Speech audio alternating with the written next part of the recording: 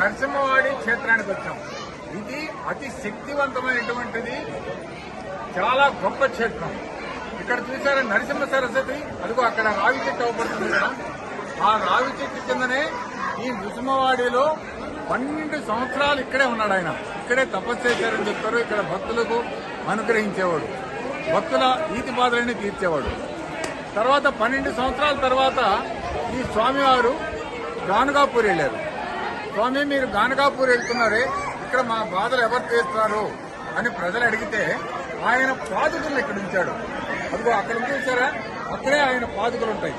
గుడిలాగా ఉంది కదా, అందులో ఆ చెట్టు కింద ఒక గుడిలాగా కట్టారు.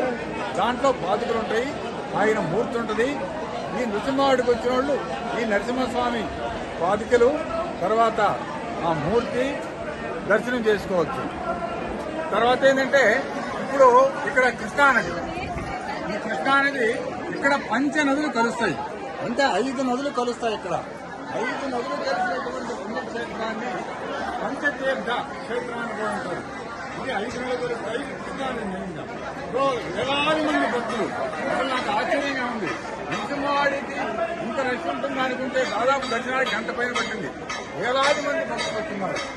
తర్వాత దత్తాత్రేయ దాంట్లో 2వ వాడైనటువంటి ఈ నృసింహ సరస్వతిని మనం దర్శించుకుంటే ఇక్కడ ఏంటంటే ముఖ్యంగా ఒక పెద్ద నమ్మకం ఉంది.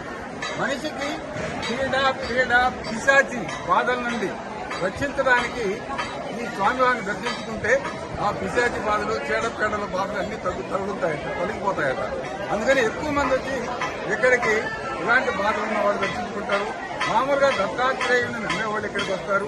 ఈ నృసింహవాడిని దర్శించుకోవడం అనేది మీకు ఎలాంటి బాధలు ఇబ్బందులు ఉన్నా కలుగుతాయి.